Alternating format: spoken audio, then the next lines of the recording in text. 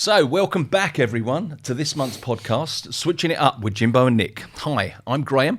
I'm going to be your host again for another explorative session with our two famous IT specialists, Jimbo and Nick. But I'm not going to allow them to introduce themselves this time. I thought I might do that. James and Nick are both joint MDs of Best Path, and having now I've got to know these guys and both of you over the last 18 months. It's been really interesting for you to share your views and your opinions in your in-depth knowledge. And we've had some great responses. We have. Some great feedback, some great responses into everything we've done. You've enlightened us, you've educated us, surprised us with your dedication. Offended you. Offended you. Hopefully we haven't offended everybody. And we've had a few good guests on as well, which is really good. So it's true to say that you guys put yourself out there just to see what it's all about. You have to. We haven't had any arguments yet, have we? We haven't. No, not in this room. Not in this room. I'll save that when the cameras are turned off. I think. I think the blusher and the makeup's doing well for the black eyes that we've got. It'd be nice. It'd be nice to get you conflicting on something. I don't know. I don't know what. We do conflict. We do conflict. Yeah. Yeah, once all the clients are out of the room, I guess. So this month's podcast is driving operational efficiencies with network automation, which is a bit of a carryover from our last section, which was maximising the value of your tech stack. And we got some good responses onto that as well. And now looking into the world of automation and trying to understand why, for some, it's such a big barrier subject and it doesn't really get addressed. So they're going to be some of the things that we're going to be talking about. Yeah, no, agreed. And I think it leads nicely on from the last session where we spoke about the value realisation of technology and stuff, and I think it's a good segue, I suppose, into the different aspects of the business and where some of these value realisations can really come from. Yeah, well, it's a big subject. So my first point is around what is driving the ever-increasing demand for it. And before we talk about that, before you give us your view on that, there's an interesting quote from Cisco, and it says up to 95% of network changes today are done manually, which is quite a shock. I don't know whether you're going to agree with that. So are we suffering from a lack of resources in the whole sort of workspace? Why are these things still being done manually? What's your thoughts, guys? Confidence is one thing. I think it's a case of Of who?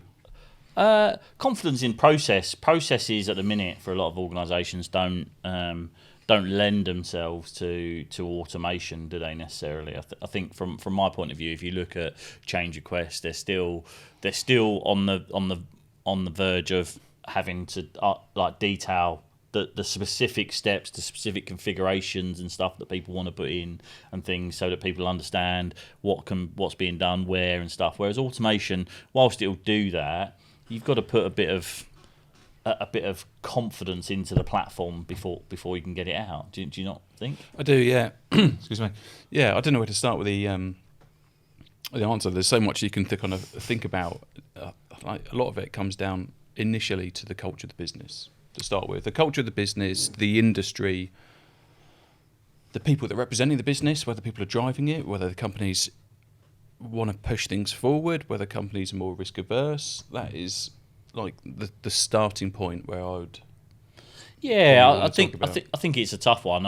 For me, I think it's still legacy mindsets. It's that historic way of doing things. It's tried and tested. It's been done that way for a long time. And some people within organisations are just not pushing the agenda. I think sometimes I think we see more businesses. Well, some of it comes down to technology stack as well. If you're still running 2960s, then obviously from that perspective, there's less options available to you. You can still do automation, but you'll be running a 2960, a 3750, a 3850, and you've got to start thinking about the different platforms involved. It's not the same as if you've got a consistent hardware stack or a consistent software solution stack. You have confidence when it comes to automation because it's tried and tested and it's one size fits all. But yeah, I think the culture and the mindset change is where it needs to start. And I think the bigger the business, the harder it is to change that culture and the mindset. Especially if you take financial kind of domain as an example, they're risk averse for the right reasons, right? Yeah. Because if stuff doesn't work, there's a number of different penalties can be enforced for them, and reputational damage and stuff. But yeah, I think the culture change and the mindset change is the starting point. But I also remember talking to someone from one of the vendors years ago, and their view was you've got, it comes out like what you're saying, people, processes, a bit of everything, but it comes down to businesses being able to differentiate because from their user base, because some businesses, they're large enough, but that stuff they've got there that's still being done manually isn't going away. But the new stuff can still be automated, but you've still got this divide. I think Nick and I, from the point of the industry, whenever we go into organisations, there's a massive split of people that are interested in innovating towards automation, and those that are just happy doing what they do today again tomorrow. So that's not just automation, right? That's anything. Agreed. That's agreed. just learning new stuff, whether that's automation or just new technology. But there's definitely a 60-40 split is what we see, right? 60% of people quite happy to continue doing things the way they've always done it, and 40% of people that are trying to push new agendas or find new ways of doing things. And this vendor said basically what they did was they went, well, the old stuff there, the old shit's there. It's not going to go away for another 10 years. Let's be honest. We're going to sweat the assets. We're going to the applications aren't going to migrate. They're not going to do anything to change that. But anything new, we'll put it on the new stuff. We'll automate it, and those that want to do it will do it. And then over time, the people that don't want to do it, they'll just get used to doing things the way, the new way, if that makes sense, and they'll come along on a journey, and some of them won't, and they'll become janitors. But it's one of those things. So is it almost like the elephant in the room, though? You know, I know you guys are doing more and more like pre-qualification or like audits with the clients that you go and talk to. So, you know, when you start talking about network automation, do people start rolling their eyes because it's like the elephant in the room? It's like, you know, they go, oh, yeah, we know. And is that conflict between legacy and new system, is that going to become increasingly sort of worse? Or do you see that the new tech that's being adopted would just gradually, this is not going to be a thing? I think for me, people, everyone kind of rolls their eyes, right? Yeah. We've had the same conversation about AI. Yes. Automation is okay, stop with the buzzwords, let's talk tangible stuff. But I think the key is companies need to focus on the stuff that's going to add them the value, right? You could go and try and automate everything in the business if you want to. Do you need to? Maybe. Should you? Probably not. You've got to focus on the stuff that needs to be done and the stuff that makes the business move forward, make money, just whatever it is. You can't do everything. You've got to pick the use cases and start with that. You could do every single corner case. It's no different to, I don't know, decorating your house. Like, you wouldn't, if you were kind of renovating it, you might not do every single little thing, right? You pick the stuff to keep the wife happy. James doesn't know about decorating his house. He knows that. He knows a man down the road. Man down the road, yeah, and he costs too much. No. I think for me, I think it depends on where the business is. Like you say, when we speak to people, everyone knows about automation. It's on everyone's radar. Everyone's aware of it. But different businesses have a different appetite, and I think it's knowing that appetite. Some of our projects we've done that we go in and it's wholesale automation from the outset, right? Yep. And we've got some where if you suggest automation from the outset, they're gonna cry and say that solution's not for them. So I think it's knowing where the business is at in terms of their appetite, but also their maturity, I suppose. But I think if we compare 4 years ago, 5 years ago to today, I think a lot more businesses are getting a bit more mature on that front. They've got more people that are aware of the technologies, more people that are going out and getting certified in those things, and there's vendors that are pushing these agendas, right? If we think about Cisco, like you mentioned there, they're giving, or they were giving, like a rev to research recently, weren't they? And that's free education points. Okay. But again, it's that impetus. The industry is giving that driver to people to want to learn, and those that want to learn will learn, and those that don't won't, right? So is that pushing change then? You know, if those big vendors are saying, look, you need to get into automation, you need to understand this, are people saying, when you go and say, actually, we need to trade up, we need to change our systems? Everyone knows they need to do it. Yeah. But the thing is, the word automation means a lot of different things to different people. Yeah. So I kind of think I know who you're talking to, and say you were talking to someone about it the other day, and they said they weren't ready for it. But it doesn't mean the client said, yeah, like we've got a lot to do, and we're not ready to adopt automation yet. But they may be thinking of one thing, we may be thinking of something else. At the time, they were saying, oh, we can't adopt automation because we've got so much other stuff and we need to get to a baseline point. Fine, but there's no reason you can't use automation to go and do read-only stuff, collections of data, go and analyse what's out there. Oh, yeah, great. Not pushing Agreed. config. Yeah. You can adopt it in a small way to start getting some value and get the engineers interested, get people thinking slightly differently. Yeah, I wholesale agree with that. I think that's fair. Do you think sometimes there's a fear factor? Do you think sometimes people don't address it because they say, look, we don't want to muck up here. We can manage this. This is okay. And if we start going down this road, God knows what it's going to uncover. Well, if I was a network manager, you'd be thinking, right, I've got to make sure my team's enabled because you don't want to look stupid if you commit to stuff and don't deliver on it. Yeah. It's a huge change. But this for me as well, it's also about the fear factor is there because if we think about automation, when we talk about automation, as you kind of pointed out, Nick, everyone automatically thinks configuration, making a change and breaking stuff. And unless you've got processes and life cycles and approaches in place, if we think about how we started in automation, it was very much ad hoc scripts, very much ad hoc pieces of work that were done just to almost like to patches. make to make your life easier. But Bill next year had no fucking idea what it was you were doing, and he just saw you push a button and step away, grab a coffee, come back, and go, "Oh, it's done now." But and there was no error checking involved. There was no pre-analysis involved. You still did that manually, and you still checked manually after. But for me, automation and life needs to bring in a bit of that pre-configuration and post-validation, because if you're not doing that and you've not got a consistent platform for everyone to contribute or utilise, then again it becomes a bit more tricky to have some confidence in automation. And that's where some people get burnt, is that they do it ad hoc, and someone fucks up, someone breaks something. Then it's like, well, no, we're not going to do that anymore. We need to refocus on that. But as Nick said, there's so much shit going on in people's lives, in workplace and everything like that. It gets pushed to the back of the queue, right? Sure. If something's broken, it gets pushed to the back of the queue. So other projects sort of get in the way. Yeah. So let's talk about. I guess, and this was one of the questions I wanted to ask was, I guess it's great when companies are 100% on-prem. But then when you've got companies that have hybrid or multi-cloud, there's got to be some big challenges there, and that must all get in the way as well. I mean, do you find people are still as aggressive and want to do network the automation when they've got those types of setups? Shouldn't make a difference where stuff is, right? Right. It's automation's automation. On-prem, on the moon, in public cloud, makes no difference.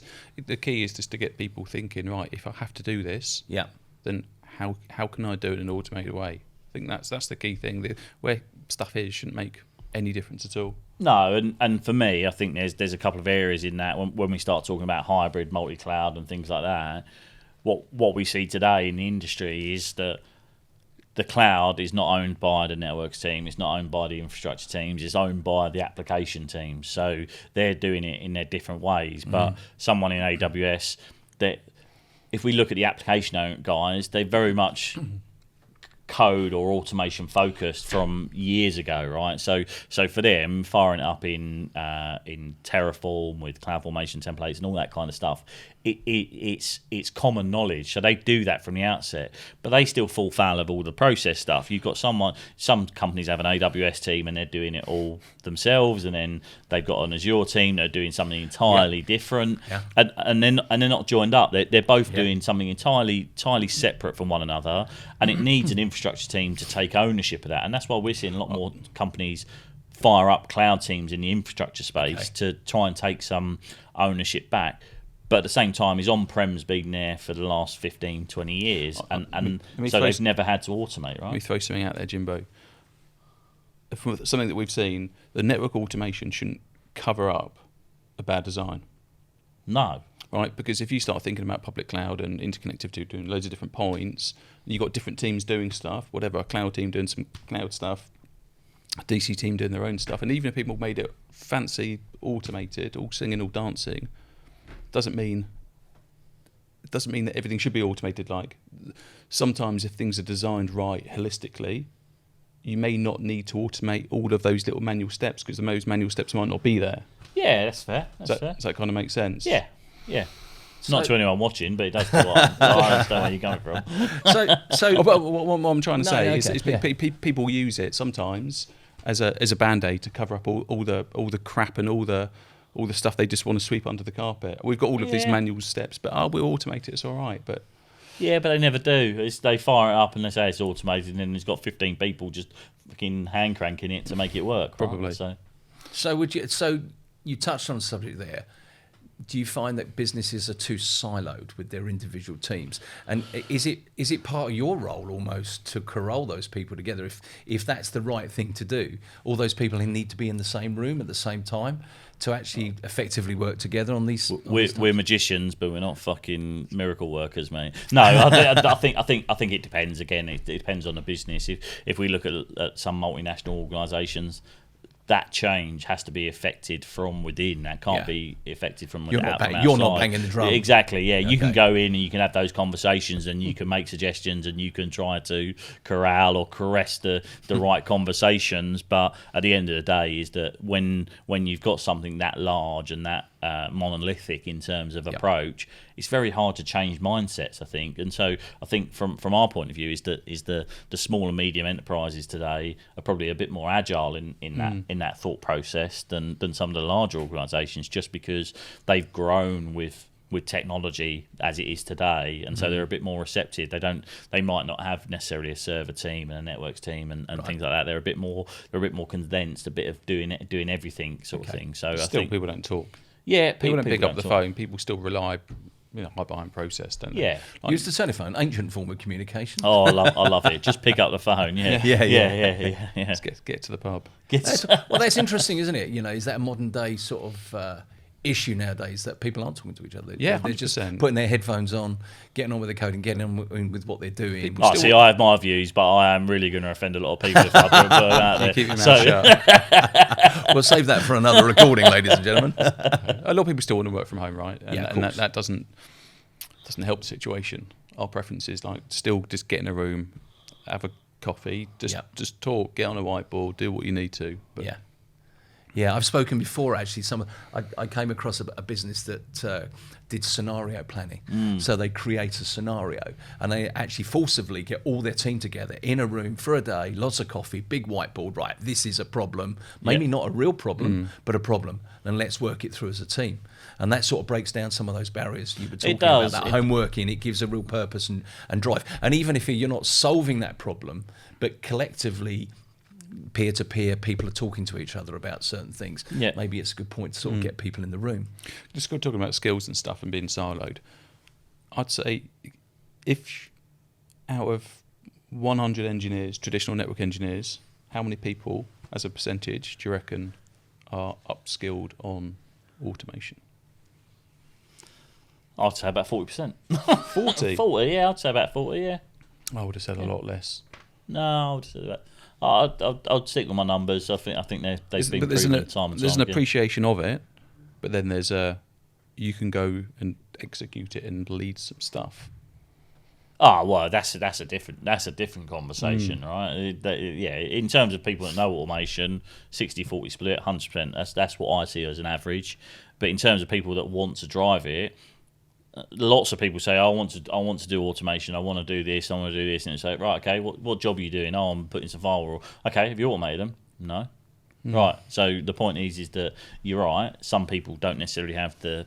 See, I would have said it's a lot lower. I would have gone 20%.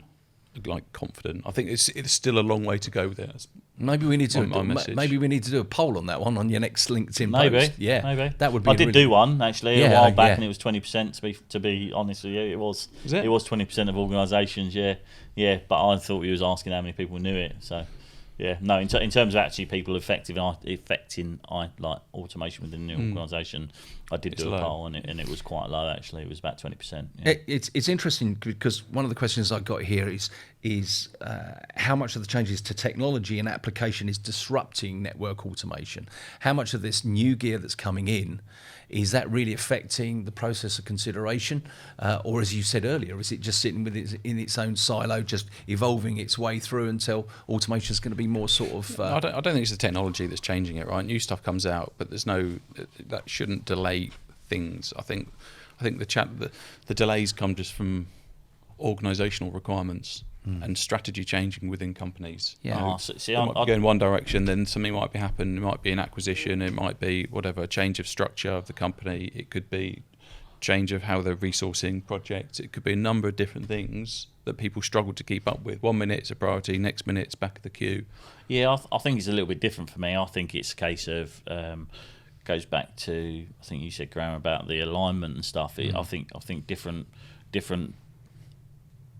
teams have different priorities, and I think that for me is what's not making it worse. For me, I think technology today is driving people to do more of it, or should be driving people to do more of it. I think it's the fear factor that's actually stopping people from driving more of it. But I think traditionally, I think for me, it's a case of you've got a cloud team, you've got a network team, you've got a server team, but the point is that they're all doing some level of automation, but it's the consistency across the board, which I think is the biggest challenge. And the dependency on other teams to complete your process. Yeah. Yes, maybe. Not so much for me. I think it's consistency. If we look at the cloud and we look at networks and we look at, everyone's starting to know about automation. Everyone knows about, but not a lot of people are getting. I think as a result, a lot of people are foregoing upskilling on the different technology stacks, and I think that's the bit that, when I say about consistency, is that you got on-prem network engineers who might not understand the cloud, you got cloud guys that don't understand the on-prem network, and being able to bring them together just doesn't work, and no amount of automation or anything is going to fix that. Nope. So someone, for me, in time has got to give, and is it some layer that sits across all the environments? Because for me, cloud, whether it's on-prem, whether it's in the public cloud, it's just an infrastructure. We shouldn't be having separate mindsets in these two different places. To bring them together, you need a consistent. That's just company structure, though, isn't it? That's where that comes from. It's also technology, though, right? Is the automation in AWS or GCP or Azure is completely different to automation automating on-prem, right? So it's a case of if you've got a consistent shim layer, and there's lots of technologies that are popping up to do that shim layer. The reality is if you've got consistency in terms of the technology stack across the different infrastructure environments, then that makes the adoption slightly easier, because you then start talking a common language between the teams, right? And I think we've seen it. Some people, it's a case of just getting that common language. If you can build on that common language and have a common, consistent architecture across everything, then I think that eases adoption massively.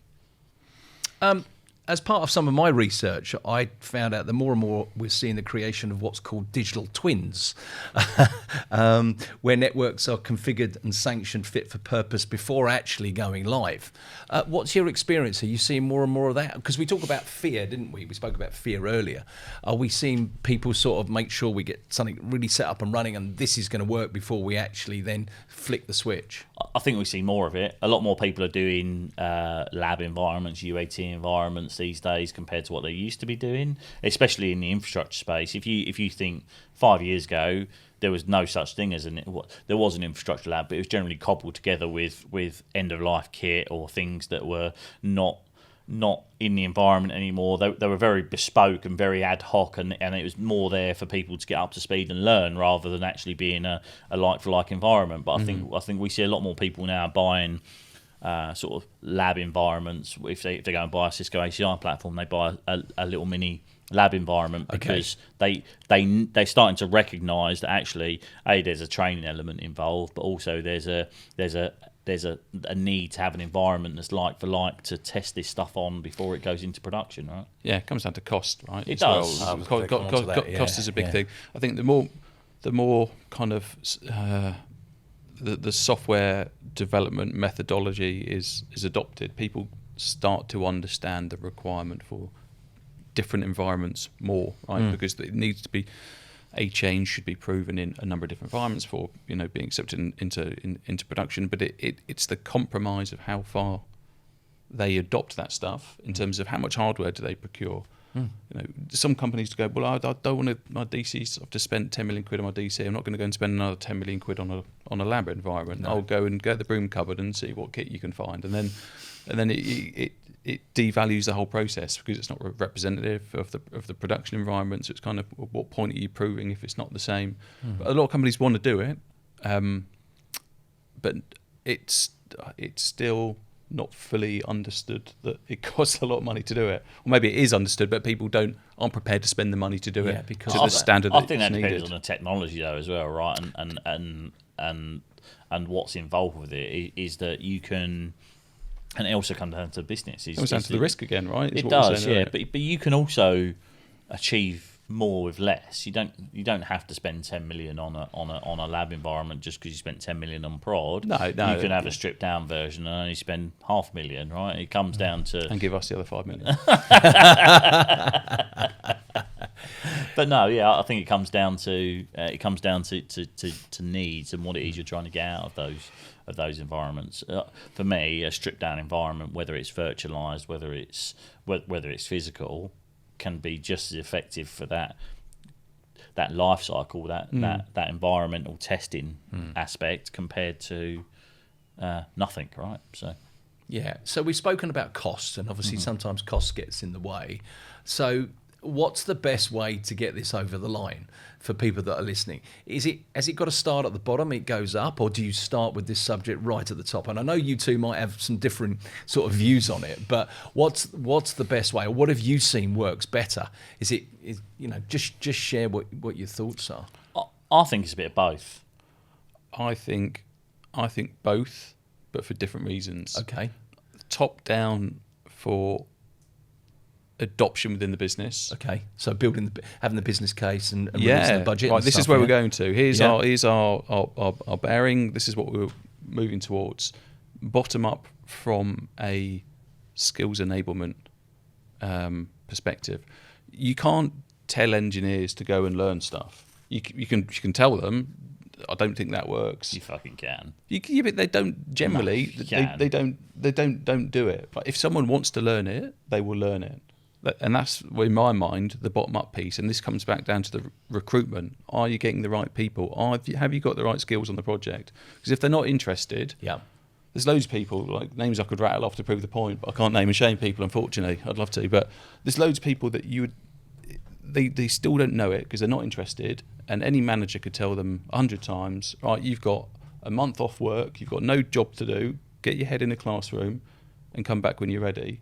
And they would come back and be like, well, what have you done? And he would say, well, I'm at level 32 of Angry Birds or something similar. As long as he's fucking automated, it'll be fine. That's my perspective. I think a bit of both. I think the desire has to come from the bottom up from the engineers, but the steering of the ship has to come top down. Those engineers can't drive the direction of the business. It would just be chucked out and then nothing will happen.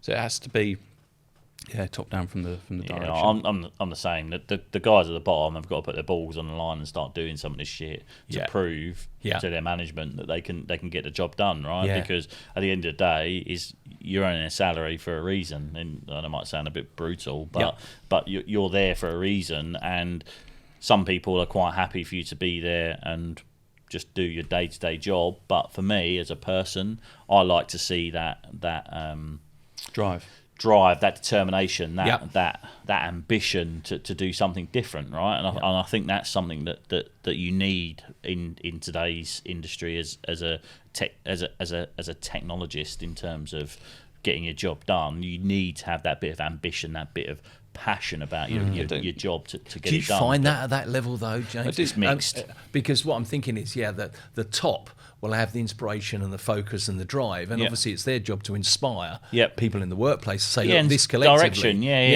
But it comes down to culture. It comes down to lots of different things. But as Nick said, ultimately it comes down to the individual. The individual's got to be willing to drive a bit of change or affect change and push the boundaries slightly. It doesn't always have to be part part of your 9 to 5. I don't think it's a case of if you've got that ambition, off-site learning. Yeah. So you see the difference in people, right? Instantly, you know how people can bring a different perspective or a different edge to things, right? I'll go back to one of your earlier questions, Graham. You're saying is technology kind of hindered the adoption of automation? Like, everyone talks about automation like it's the number one thing that everyone should be looking at, but if I was to look at a reading list of things that I want to look at, there's so many other things outside of automation that I still want to go and upskill on. But it's finding the time to focus on and the focus to focus on one thing at a time, right? Because there was a good analogy a while back, like sometimes trying to keep up to speed in general networking stuff, it's like trying to sip from a fire hose. You've just got all this information just being sprayed in your face, and it's just having the focus to figure out what you want to look at. Like, there's so many other things, product developments, right? Things change. When you look at I was away last week, the amount of content to upskill on off the back of that, even outside the automation, is probably like another 4 months worth of work. Yeah. Automation is just one thing that kind of engineers have to upskill on. There's still a whole load of other stuff as well. But at the same time, is that if you're learning new things, my view is that when you learn new things, you're looking at how to make things easier, and automation plays a part of that. Some people don't necessarily have to have the skills to do it; they just need an appreciation of knowing it's there and ways to make the technology better, and how to get more performance and change out of something. You don't necessarily have to be the instigator of that work in terms of actually doing it, or the executor of that. You just have to be the instigator. If you can go and pair with someone that knows this stuff and get it done, then why not? How are we going to automate these podcasts? Well, get some robots in. Well, we could take all your recordings that we've done over the last 18 months, do some deep fake AI, and we could get you talking about as if you know what you're talking about. I challenge you, Jimbo. Go on, get some deep fakes going. So I've got a lot of deep fakes you don't want to see. So it's interesting, isn't it? Just listening to you then, the subject we were talking about before we came on. Is there going to be such thing as automation superheroes? Is it a breed of person that's going to almost just understand this subject so well, and they'll just get parachuted in and say, right, yes, sort it out for us? Because 95%, no? Or is that you guys? No, are you the Batman and Robin of automation?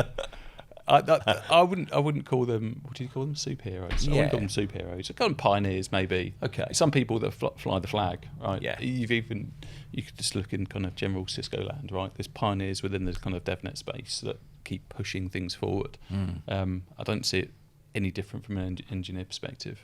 And it will always be those tinkerers, the people that just play on the train on the way home, and just always just curious minds. Yeah, sure. It's just another thing it's another area of the business that people need to be aware of. They don't necessarily have to be the executor of it. They need awareness. They need to be able to do it over time. They will come up to speed. But for me, I suppose, as you say, it is a kind of a special a breed of character. But at the same time, is that, as Nick kind of alluded to, you still got to keep on top of technology. Yeah, sure. No amount of automation or stuff like this takes away from the fact that if you're not on top of the technology stacks and in the upcoming technologies, well, then you're only as good as the people around you. So I think I don't think it's any one person. I think it's just a bit of a team effort. But I'm going to hijack your script, Graham. No, go. So, the other thing that we talked about before, hundreds of times, is you can know automation,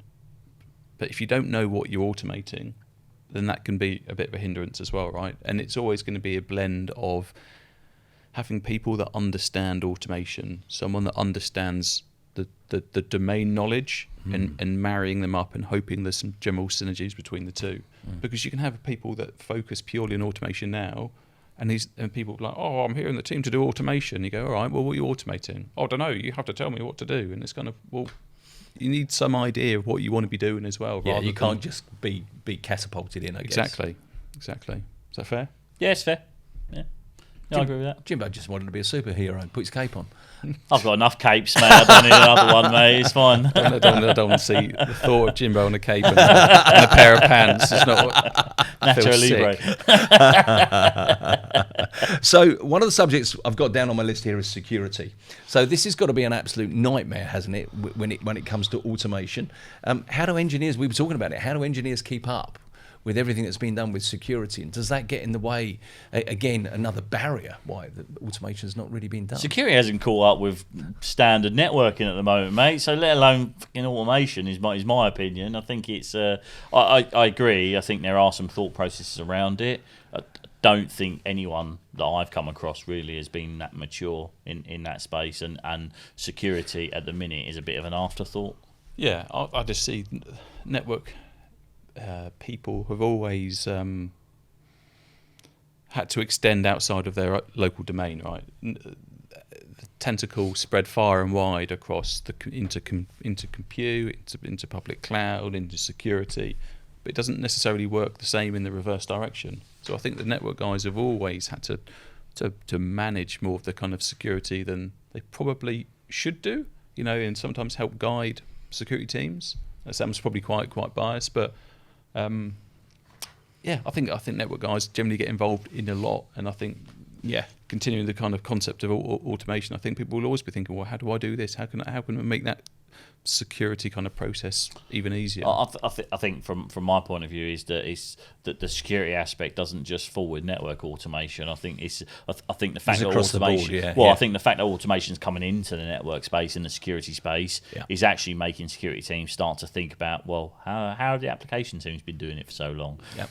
Actually, they've been making up as they go along in some instances, okay, and it's just as bad as what he didn't really say that, everybody. No, but I'm just saying that I think there's some people out there that if we look at application teams, security necessarily hasn't been at the forefront of their mind in the past, but because we're starting to see automation come into the network and the security space, it's starting to make people realise and go, oh right, okay, this is not just an infrastructure thing. It's an application thing. And when we start talking about security of APIs and stuff like that, people are becoming more aware of this stuff. And there's vendors are starting to put stuff out there to start looking at the API structures and stuff like that. But that's not just the infrastructure stuff. That's at application level teams. And this is something that we've not had in the industry, or not had to think about in the network security space for a long time.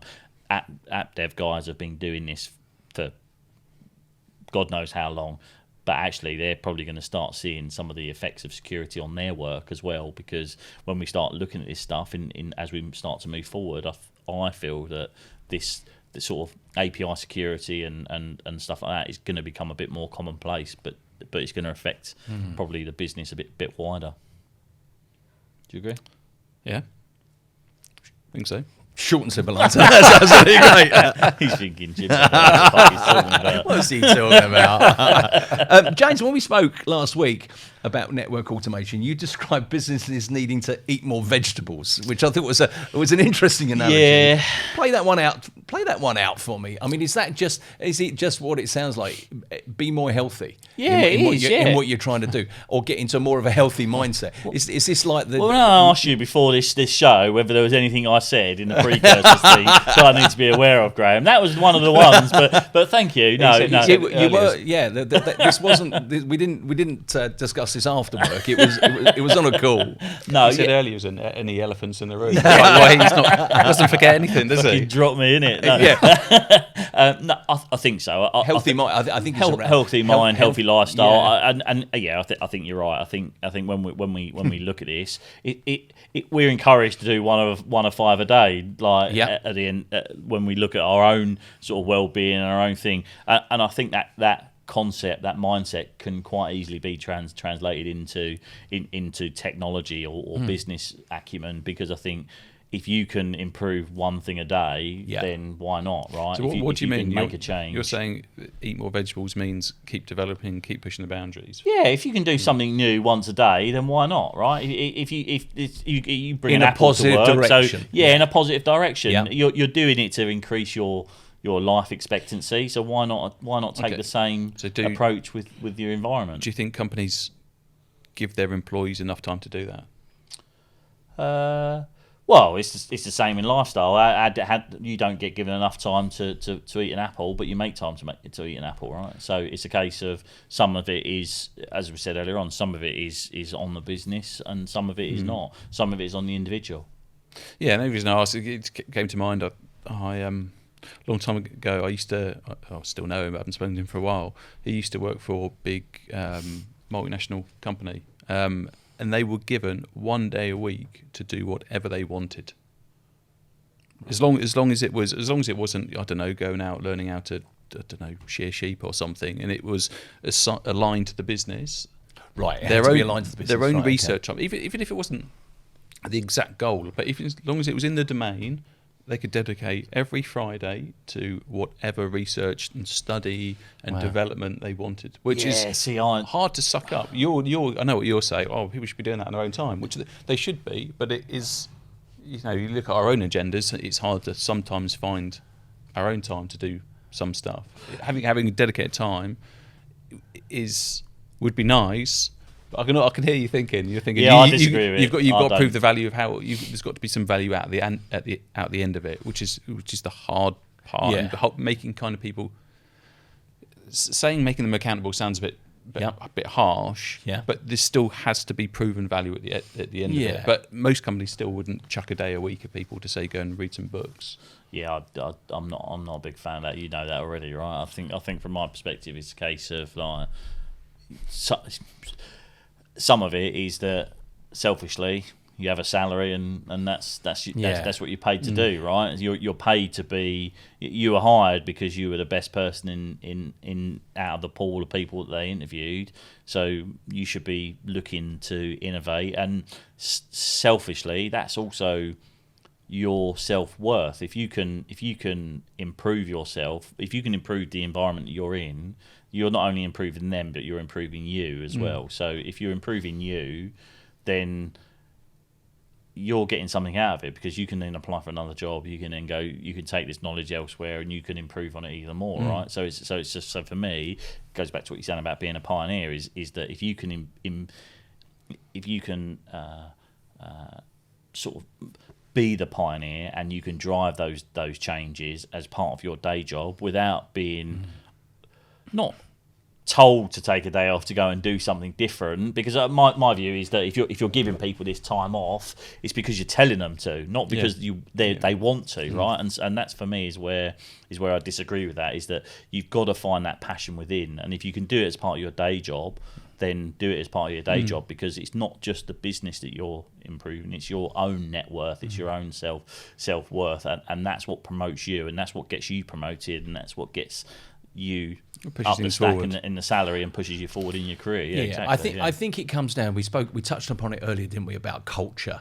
And you see some of these businesses sometimes, and they say, "Well, we don't track holidays." Yeah. So as long as you get your job done, your tasks, and your peer group around you are happy with what you've done, then have a month off, have 2 months off. And I guess it's culture at the end of the day. If that works for your business, and you get the best outcomes from it. Last question. Okay, so right at the beginning of this podcast, we spoke about 95% of all automation is done manually. How quickly is that going to change? Are we going to see that radically change over the next 5 years, and it's going to come down to 40%?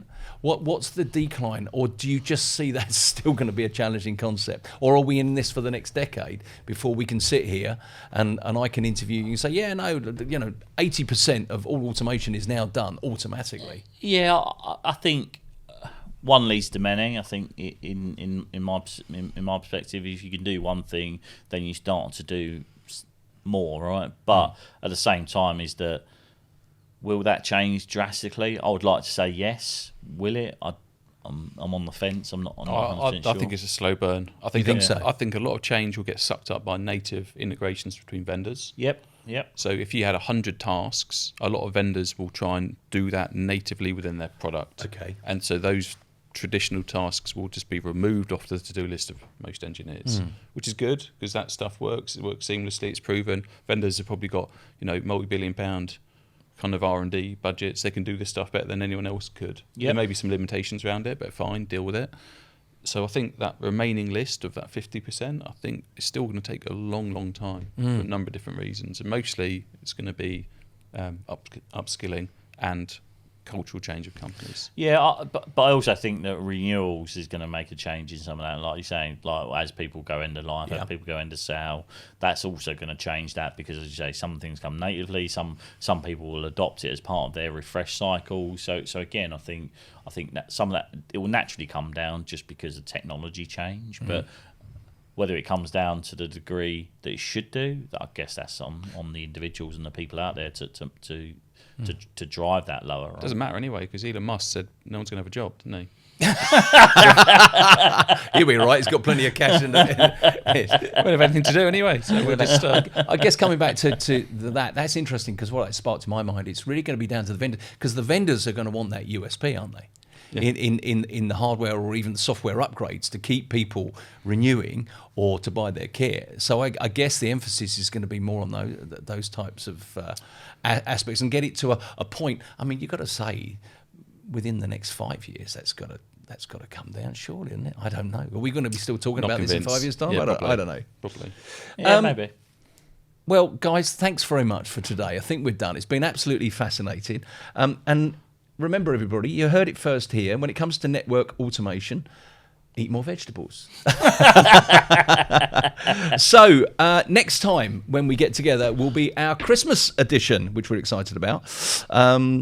And we're going to be talking how to get things like automation projects noticed and signed off by the C-suite. And we're going to try and overcome some of the challenges and look at it in reality, how these things can be positioned to a really positive outcome. So, Jimbo, Nick, been an absolute pleasure. I've enjoyed that conversation here this morning. As always, mate. And we'll see everybody again next time. Thank you. Cheers. Bye. Thanks. Bye-bye.